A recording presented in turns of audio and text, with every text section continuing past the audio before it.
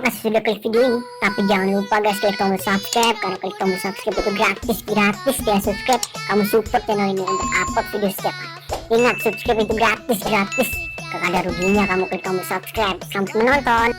Warahmatullahi wabarakatuh.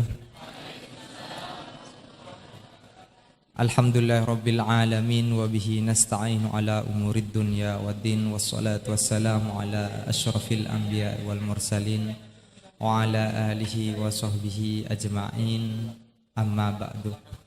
Rabbi israh li sadri wa yassir li amri wahlul 'uqdatam min lisani yafqahu qawli waj'al li wazira min ahli. Allahumma iftah lana hikmataka wansur alaina rahmataka min khazaini rahmatika ya arhamar rahimin. Sahabat-sahabat yang berbahagia, terima kasih sudah hadir dalam acara ngaji bareng bersama Gus Baha. Terima kasih juga kepada sahabat-sahabat Mahat Ali, alumni dan simpatisan yang saat ini sedang meramaikan pengajian secara online, masih di channel Mahat Ali.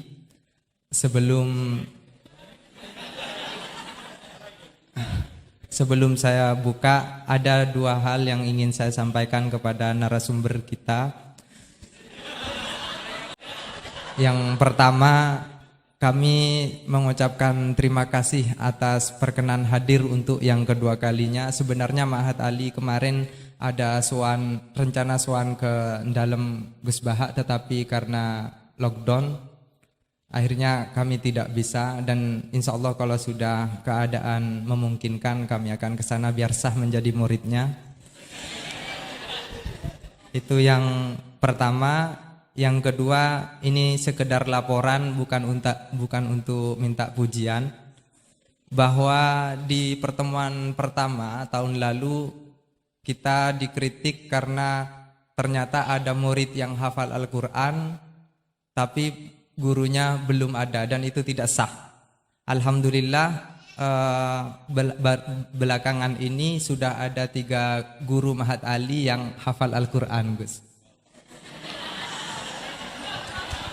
Ya. Bisa. Yang pertama mohon disiapkan Ustadz Ahmad di Muhammadiyah ya.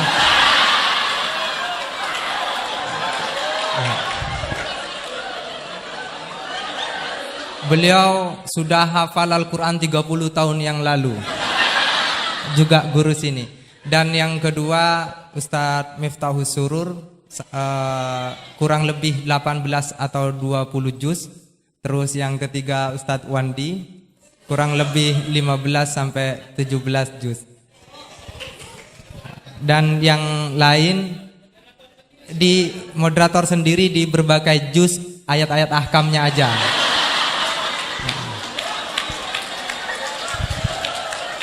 Dan juga sebagai laporan, Ustadz Herudin sebagai sekretaris Mahat Ali Situbondo sudah membuat ancang-ancang peraturan bahwa musrif atau pembina di Mahat Ali itu sekurang-kurangnya menghafalkan ayat ahkam berikut beberapa juz yang kelak nanti ditingkatkan menjadi harus 30 juz. Tetapi ada yang kurang baik. Setelah itu aturan itu berlaku untuk yang daftar jadi dosen. Kalau yang sudah jadi dosen, bagaimana Ustadz Herudin? Ustadz Herudin mengutip Al-Baqarah tentang ayat riba itu, Gus. Faman ja'ahu mau'idatum mir rabbih fantaha falahu ma salafa. Jadi yang sudah itu amruhu ada ilallah. Jadi bersyukurlah saya sudah masuk sebelum ada syarat-syarat itu.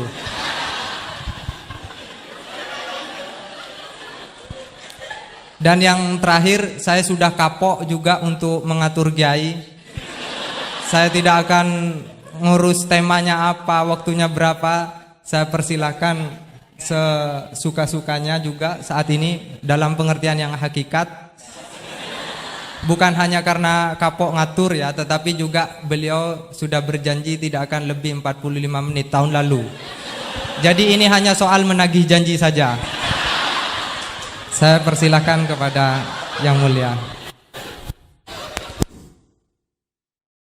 Teman-teman gitu, biar ketemu lagi. Pakainya pakai apa tuh? Di sini kajiannya pakai apa? Fikih usul fikih, Mamosid. pakai kitab apa?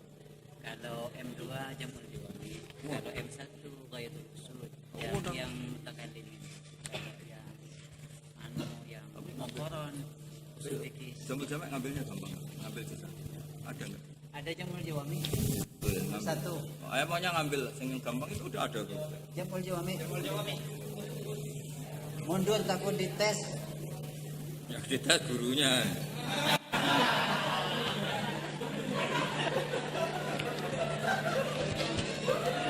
Siapa nanti yang dites Qurannya? Kamu ya?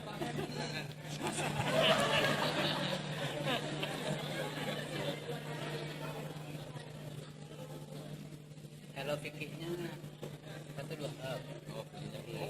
Dulu yang merumuskan termasuk juga. Bangun.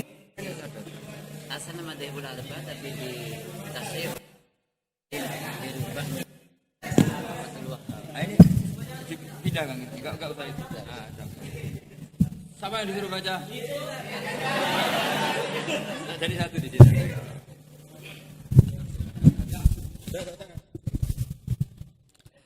Assalamualaikum warahmatullahi wabarakatuh. Bismillahirrahmanirrahim. Allahumma sholli wa sallim ala sayyidina Muhammadin wa ala alihi washabihi ajmain. Amma ba'du. Semoga semua di sini dimaafkan Allah Ta'ala. Karena ganggu wong top. Top cara pangeran, angger mukmin ya top. Begini ya, jadi saya tahu banyak foto-fotonya Mbah Mun ketika sama Ki As'ad. Bapak saya kandung juga pernah di sini ketika Muktamar 84, beberapa keluarga termasuk Ki Ahmad Siddiq karena beliau juga turunan Lasem. Yang jelas kenangan kita dengan Ki As'ad itu banyak, dari bapak, dari guru, kemudian beliau juga ngaji di Stogiri. Saya juga dapat keluarga Stogiri, banyaklah hal-hal. Tapi yang saya pastikan memaklumatkan diri sebagai Ma'had Ali itu entah keangkuhan, entah jujur, tidak tahu. Karena Ali itu maknanya kelas tinggi. Kelas tinggi itu bisa kelas tinggi ilmunya atau kelas tinggi ya macam-macam. Tapi saya beri contoh. Ini ya, Wahid kan masih kecil, tak panggil Wahid saja. Ini tak beri contoh. Ini kitab Minhajut Thalibin. Ini saya belajar tak takriri sampai seperti ini. Ini bisa dilihatin. Hampir di semua kitab saya, kitab-kitab induk, entah itu fikih, entah ihya, entah hikam, itu pasti ada takrirannya. Karena tadi saya sudah komplain sama Pak Khairuddin, keputusan fikih udah ada khilaf itu gak keren kata saya itu. Karena bawaannya fikih itu khilaf. Saya beri contoh ya. Di sini fikihnya kan diajarkan kan Fathul Wahhab ya. Saya sedikit cerita tentang Fathul Wahhab. Dulu indukan kitab fikih itu namanya Al-Um, ya kan? Dikarang katanya, dikarang oleh Imam Syafi'i. Sebenarnya enggak dikarang, diimlakkan. Ini pakai bahasa Ma'had Ali, kelas tahqiq. Ya, kalau bahasa umum kan kitab dikarang Imam Syafi'i itu salah besar. Karena di situ masih ditulis qala Imamunas Syafi'i. Yang benar itu amla alainas Syafi'i, diimlakkan oleh Imam Syafi'i, ditulis oleh beberapa muridnya. Yang paling masyhur kalau kitab itu Imam Muzani. Sebenarnya di situ ada Imam Buaiti, ada Imam Robi, tapi yang paling telaten itu Imam Muzani. Sehingga kitab itu dinisbatkan pada Imam Muzani. Di beberapa itu juga ada yang dengan tanda kutip ditinggalkan oleh Imam Muzani. Disebut Infiradul Muzani anis Syafi'i. Kemudian setelah jadi Mukhtasarul Muzani, ini saya tanpa menyiapkan materi loh, karena sebetulnya saya sudah minta Gus Azam hanya ngisi di pengajian umum, karena sudah saya kapok ke sini. Kapoknya itu bukan karena mangkel, tapi nggak ada perkembangan. Itu nggak ada perkembangan. Jadi hafal Quran itu keharusan seorang faqih. Baru hafal 4 aja diceritakan. Memang ini ngawur sekali itu sebetulnya. Memang normalnya seorang faqih memang hafal Quran. Enggak boleh hanya berapa? 4. Enggak meyakinkan. Nah, Mukhtasarul Muzani itu ada beberapa hal yang beliau beda dengan Imam Syafi'i. Kemudian disarai namanya kitab Nihayatul Matlab fi Dirayatil Madhab oleh Imam Haramain. Saya punya kitabnya dan tak pelajari. Oh, ini maklumat. Bukan niat sombong, ini niat cerita fakta. Nihayatul Matlab fi Dirayatil Madhab. Kemudian Imam Haromen punya murid alim alamah yang saat itu belum suka tasawuf. Namanya Imam Ghazali. Beliau akhirnya menulis Al-Basit, berhubung Ma'hatali sinau basit gak pati iso mergo kegeden digenti Al-Wasit. Al-Wasit ya ora pati disinau ini digenti apa? Al-Wajiz. Alhamdulillah kayaknya Pak Khairuddin juga gak punya. Punya kita Wajiz. Wahid punya? Wahid Wajiz? Berapa halaman itu? Kitab Wajiz itu. Berapa halaman? Tebelnya aja kira-kira seberapa tebelnya? Ya tebelnya seberapa? Kalau nggak tahu isinya paling nggak tahu tebelnya. Harganya masih ingat ya? Kalau nggak tahu isinya tahu harganya ya. Cetakannya DKI apa? Iya, ya, ingat dia kalau uang ingat dia. Jadi bawaannya orang nggak bakat soleh itu kalau uang itu ingat. Terus setelah itu diringkas lagi sekaligus ada kritik tertentu, komplain tertentu disebut al-muharrar. Jadi memang syaratnya fikih itu harus ada yang komplain karena nggak bisa final. Disebut apa? Al-muharrar. Al-muharrar itu ya sudah dinamain al-muharrar yang sudah diteliti oleh Imam Rafi'i. Ada yang komplain lagi ya setengah sarah tapi setengah komplain. Namanya Minhajut Thalibin. Minhajut Thalibin dikomplain lagi di era Syekh Zakaria Al-Ansori. Dari masdar dengan jamak mudzakkar salim diganti manhajut tullab. Ya maknanya sama, minhaj sama manhaj maknanya sama, Thalibin jamak mudzakkar salim, tullab jamak taksir. Jadi asli ini yo cara Jawa mau akal-akalan tok, Minhajut Thalibin jadi manhajut tullab. Kemudian manhajut tullab itu dikarang sangat ringkas. Sehingga yang baca itu tidak paham. Mu'alifnya akhirnya dengar-dengar kalau anak-anak Matahari itu tidak paham. Akhirnya terus manhajut tullab disarai sendiri oleh Syekh Zakaria Al-Ansori. Jadi Fathul Wahab. Loh alhamdulillah ya masih banyak yang enggak paham. Padahal sudah sarah. Harusnya sarah kan gampang. Ya tidak paham itu bagus kan kita ngaku tidak paham tawadhu. Daripada ngaku paham enggak paham mendingan ngaku enggak paham kan. Kemungkinannya dua kalau ngaku gak paham. Mungkin tawaduk, mungkin betul adanya. Yang kedua lebih Nah saya cerita sedikit tentang kenapa fikih itu harus ada dan selalu ada khilaf. Karena itu masalah furu'iyah. Apa? Saya beri contoh, ini kitab Minhajut Thalibin. Dan saya punya catatannya banyak. Oh sampai gini, sampai sarah-sarahnya punya. Terus catatannya ya banyak. Saya bangun tidur aja bisa, saking seringnya belajar. Dan saya alhamdulillah tidak punya masalah ingatan. Jadi kadang banyak guru punya masalah apa? Ingatan. Tapi tidak perlu dianggap harus kemana gitu, ke rumah sakit apa, tidak perlu, nggak ingat gitu. Misalnya sampai tak kasih tahu. Siapa yang paling pintar? Jagomu tak bedaan. Yang namanya sujud misalnya. Sujud itu apa coba? Secara lughat. Wat'ul jabha alal ardi. Sehingga Imam Rafi'i berpikir sujud itu asal ada wat'ul jabha alal ardi ya sah adanya. Dan beliau mengklaim, ini saksinya Pak Khairuddin ini, wasabe as-sujud wa aqalluhu mubasyaratu ba'di jabati musallahu. Ya. Beliau hanya mengatakan wala yajibu wat'u yadaihi wa rukbataihi wa qadamaihi fil adhar. Wala yajibu. Ini kalau enggak percaya, sama baca. Masih tarahum bisa ya? Coba baca. Wala yajibu coba wat'u yadaihi pakai nada Indonesia jangan nada negara sebelah coba. Wala yajibu wat'u yadaihi wa rukbataihi wa qadamaihi fil adhar. Jadi menurut Imam Rafi'i ketika sujud itu tidak harus wat'ul yad, tidak ada wat'ul rukbah, tidak ada wat'ul. Nah, karena secara lughat yang namanya sujud itu ya seperti itu, wat'ul jabha. Dan sujud itu sudah dikampanyakan sedemikian rupa bentuk apa ketertundukan tertinggi yaitu dengan wat'ul jabha. Artinya posisi kepala di bawah pantat. Tapi terus Minhajut Thalibin, padahal Imam Rafi'i ketika ngarang itu menyebut fil adhar dalam kitab Al-Muharrar. Terus kultu kata Imam Nawawi al-adhar wujubuhu. Ya masyhur kan karena Imam Nawawi berdasar riwayat umirtu an asjuda ala sa'wati Azumin al-jabha wal yadain warukbaten wal qadam.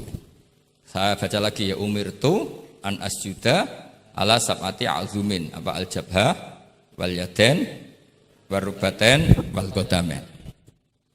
Nah, andekan Imam Rafi'i ketemu Imam Nawawi, kamu ikut kubu siapa? Nawawi kan?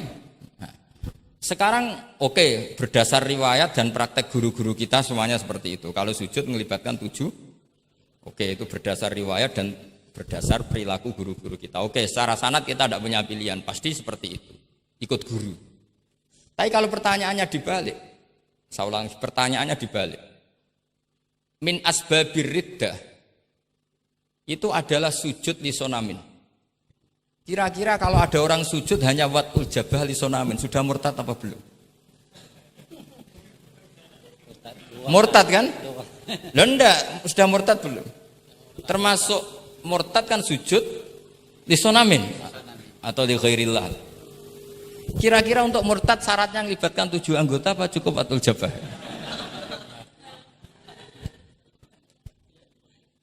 Untuk sah menjadi murtad.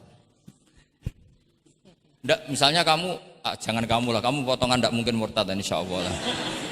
Misalnya ada orang murtad dengan cara murtad yang fi'li, contohnya apa? Kasujudin lisonamin. Murtad kan, ingat masih ada 3 kan? I'tiqadi, qauli, fi'li. Yang fi'li contohnya kasujudin lisonamin. Untuk menjadi sah murtad itu nunggu 7 anggota apa salawatul jabah? Enggak jawab aja, ngawur saja kak, biasanya aja. Udah enggak usah. Kan biasanya ngawur terus enggak apa-apa, masih anak-anak aja. Hati-hati aja tetap ngawur apalagi. Enggak, menurut kamu sudah murtad belum? Ya kan murtad kan? Artinya kalau itu sah untuk menjadi murtad, harusnya juga sah untuk menjadi sujud. Karena sama-sama simbol. Sujud watul jabah faqat ya simbol takzim ke Allah setinggi-tingginya. Kenapa menjadi murtad? Karena ini simbol hormat kepada sonam setinggi. Sehingga Imam Rafi'i berpendapat sujud itu tidak harus melibatkan anggota 7. Ya kira-kira gitu lagi. Makanya tadi saya juga matur Mas Hasan, piye gurumu mbok kanyamu lah, guru keduren. Maca fikih ora ana khilaf iku fikih apa? Fikih ben seru itu harus ada khilaf. Ya ini sama yang baca supaya jadi seksi. Kalau menurut Imam Rafi'i seperti itu. Enggak, ya harus jadi wala yajibu ini. Enggak akan keliru. Tadi kan sudah tak baca. Wala yajibu wad'u yadayhi wa rukbatayhi wa qadamayhi fil adhar. Imam Rafi'i di Muharrar terus Qultu al-adhar wujubuhu. Ya kan sama-sama bilang al-adhar. Imam Rafi'i bilang enggak wajib ya al-adhar. Imam Nawawi bilang wajib ya al-adhar. Kamu partai mana? Ditutup wallahu a'lam. Oh iya.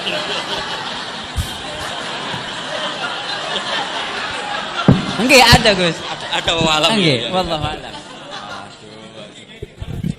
Aduh, ini enggak ada penggantinya.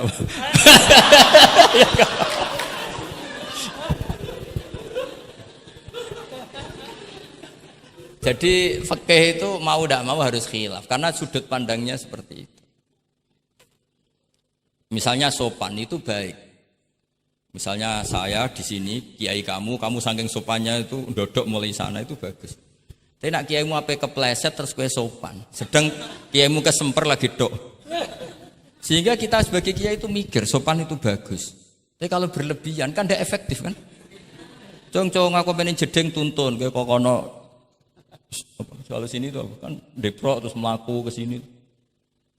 Jadi makanya ya kita harus ngeritik juga, sopan berlebihan juga akhirnya ada efektif. Jong sedang kiaimu tiba mati kayak lagi dok kan gitu kan. Nah, sekarang perempuan juga gitu. Mbak-mbak yang cantik tuh baik sopan apa baik tidak sopan? Baik tidak sopan. Karena kalau sopan sama Pak Wahid, ayu sopan, mesti eleng terus ra iso turu. Tapi nak ra sopan, seneng aku, gaji ini Mahatali mau piro. Itu langsung lupa. Dan itu bagus karena melupakan Nah, lo betul ini kan katanya tadi siapa yang hafal Quran? Ya nisa an-nabi lastunna ka ahadim inan nisa. Ini taqaitunna fala takhdu'na bil qaul fayatma alladzi fi qalbihi marad. Wahai orang-orang yang cantik, kalau ketemu lelaki itu jangan terlalu sopan. Fala takhdu'ana bil qaul. Kalau ngomong jangan terlalu khudu, karena bawaannya lelaki yang fi qalbihi maradun, khudu itu dianggap mau. Saya tadi ada Mbak Cantik sama Pak Khairuddin atau sama Pak Wahid sopan. Mohon kalau derek guru mawon, mesti pikirannya, oh maksudnya gelem tak wayo, mesti dak wayo. Padahal maksudnya derek itu menderek mata pelajaran. Tapi utek-utek begini itu kan. Yang fikol dia apa? Marot, contoh saja loh. Tapi bisa fakta. Itu mesti pikirannya itu kemana-mana. Mumpun kalau derek Pak Fakid mawon, ngomong mau ngayu, nak sengaja kan rati pikir. Sehingga unik, khusus perempuan yang cantik itu sopan itu tidak baik.